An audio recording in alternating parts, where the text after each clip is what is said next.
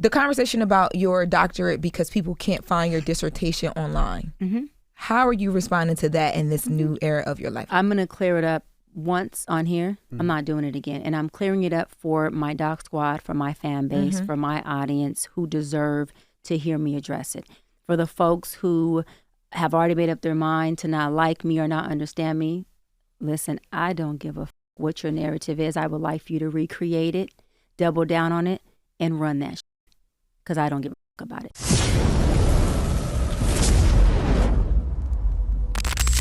Cheyenne Bryant, as we now should refer to her, has built a massive brand on the doctor title. It's on her social profiles, it's in her marketing, and it shapes what people pay her. That's very important. So when she sat down today at the Breakfast Club to address the credential questions, a lot of people expected a clear-cut answer to what was going on. What they got and what they've been getting for the past 2 years instead was something more interesting. Her defense didn't even scratch the surface of what people are wondering about her, but it actually exposed every weak point in her argument. And once you think through it logically, the cracks are hard to unsee. Now, to my doc squad, my fan base, my folks, my village, it's very simple. I went to a school, Argosy University, completed an entire program. I went back online to get my official transcripts because I was applying to a law school many years ago to be a professor there. And I had to provide my transcripts, right, to get hired. And I went to contact the school and say, hey, I need my official transcripts. I need my entire thing. And there was no school. I was like, okay, I'm confused. I Google. It says this school has been shut down. I said, oh, well, they got to have records. I mean, they were accredited when I attended the school. They were accredited when I finished the program. I go and look, there is a third party that has the records. Why I contact the third party, that third party only holds records for 2 years. I was past my 2 years. So that means that I had no access to records. And then I contacted, financial aid. You can't make up financial aid. It shows that I paid for a doctoral program alongside my master's program and my undergrad program. So here's the surface level conclusion most people came to.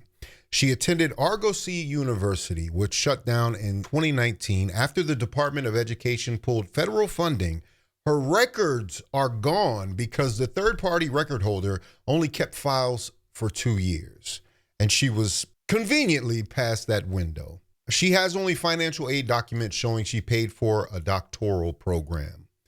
And if you listen carefully, the word doctoral in this conversation becomes a sticking point because she can't even pronounce the word. She pronounces it doctoral program. One would say that if you can't even pronounce the word, who is going to believe that you actually have completed a doctoral program? What she wants you to believe is that she's a victim of a corrupt institution. Conveniently, not someone who made up whole cloth that she has a degree that she hasn't completed. Okay, but actually, Argosy's closure wasn't some quiet situation. It was big news. The DOE pulled funding mid-semester, which means students got notified.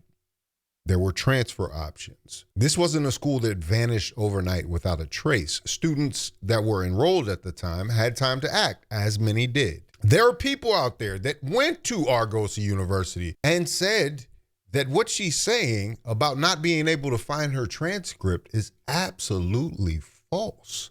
So then why is Dr. Cheyenne Bryant still trying to run with this story? I think a lot of people would cut Dr. Cheyenne a little break if she wasn't so committed to misleading so many people. And they said, we can fully refund you your money under one circumstance. We give you your money back. You don't get credit for not a class, a course, a program you took in this university, at this institute. So do you want us to refund you? Or do you want us not? I said no, because I didn't want to risk the chance of them saying, well, we're going to give you back your money, and it wipes out your entire program. Luckily, I had, I do this with all of the schools. I had downloaded from the actual student portal my transcripts at that time. And I was able to get just about all of my transcripts, including up to like dissertation. But everything else, there's just no holding take for any of our records, which I think is completely effed up. As you can see, the irony of her going into the work of mental health when it seems that she might possibly be experiencing some symptoms. I don't know. I'm not going to put that on her, but it does seem like you could just let this go. But anyway, let me get back to the proof, because the bigger problem in all this is that there's no dissertation. And this is where a story falls apart. Every doctoral program requires a completed, publicly defensible dissertation. Those get filed with ProQuest, which is a national academic database that operates completely independently of any individual school. If Argosy closed tomorrow, ProQuest would still have your dissertation on file. So the absence of any ProQuest record points to one of two things. She never finished the dissertation, or the program she completed wasn't regionally accredited at the doctoral level, which would mean ProQuest wouldn't index it. And then there's the financial aid argument. You can't make up financial aid, she says, after going to a for-profit university, after allegedly going to a for-profit university. But she's partially right. Financial aid proves payment, not completion. Those are two completely different things. You can pay for a program you never finished. That logical gap sits right there in the middle of her defense, and she moves past it fast. Like when Lauren opens up asking about her dissertation, she quickly moves on to something else, if you haven't noticed. This is what's been happening for the past 2 years. That Corey Holcomb and everybody I've told you and multiple doctors now have proven is that she is hiding something. Some of these degrees do not exist. It's almost like she hopes the audience won't notice. She's like, don't look at that, look at this. She's trying to glamour everybody. She also leans on the fact that she says the school was accredited when she attended. That's technically possible because we're not getting a graduation date for any reason, right? I'm assuming she went back to school at an older age. You know, she's in her 40s. But Argosy was a mostly online program. So is it possible she enrolled, started her classes, and did not finish? Is it possible that she's an ABD, all but dissertation? I don't even know if she got that far because several different things come up. Argosy's regional accreditation came under specific scrutiny for its doctoral programs not meeting academic standards. Accreditation status is not a blanket guarantee. The credential has to hold at the level you're claiming, and that's exactly what's in question here. Now here's a pivot that tells you the most. When pressed, she shifts to, I don't even need a doctorate to get licensed as a therapist. That's true. Master's in marriage and family therapy is what licenses you, not a doctorate in counseling psychology. But that's not the point. The point is that she's been calling herself doctor in a therapeutic context for years. That title shapes how clients perceive her authority, and it's a core part of why people trust her and pay her at the rate that they pay her. By sidestepping that and saying she's a coach and saying she doesn't technically need the degree, it's not an answer. It's misdirection. Just in They general? are going to kill you online this week. They're going to say she has no records. They just want to hate you regardless. No, that's fine. And it's not even that there's no records that I don't. The school had a third party that carried the records only for a limit of 2 years. So it's not me. It's any student that attended Argosy. But again, it doesn't, how can I say it? It doesn't affect me because if I chose to go get a license as an LMFT, I have my master's in marriage and child therapist. I have my hours. I can just take that and say, hey, let me submit these for licensure, and I want to go sit for my exam, and all I have to do is study.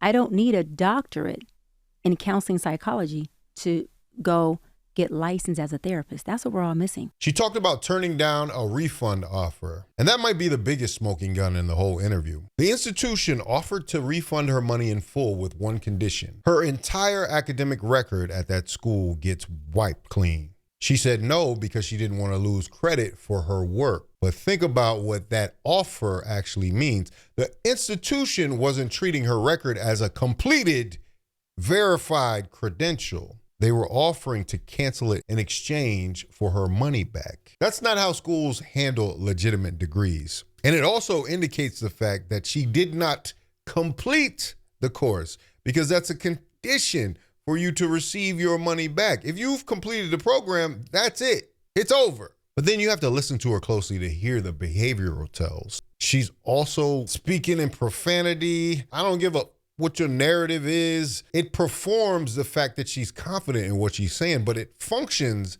as defensiveness. When someone opens an answer with that kind of energy, they're managing their own emotions, not walking you through the logic. But here's the real reason she got caught. She tried to apply for a professorship at a law school, which required verified transcripts, and the paper trail broke it down at that step. The credential verification process flagged it. That ain't an online smear campaign. That's how hiring a professor actually works. And it worked exactly as it was supposed to. She didn't become a professor at that school because they stopped her for the reasons that everybody has been screaming for years. She wants to make it about everything. She wants to make it about the fact that she's being profiled or that she has some type of pretty pain instead of pretty privilege. But the pretty privilege is the fact that she's allowed to speak to audiences in the way that she does. The fact that she's allowed to be seen as some type of expert. The fact that people were so gullible to follow her. People like us, Corey Holcomb, could see this a mile away. There's one thing she's never going to be able to beat: the allegations of her being in it for the money instead of actually helping people. Because everything she said in the Joe Budden podcast interview led me to believe that it was more about bank account than it was about patience. Anyway, let me know what you think about it in the comments. If you like this video, like, comment, subscribe. Hit the bell notification for all uploads. If you want to watch more, please watch one of these videos down below. Make sure you sign up for the Faucette Media Patreon. The link is in the description. And make sure you hype this video. That way we can push it in the algorithm. This is Faucette Media.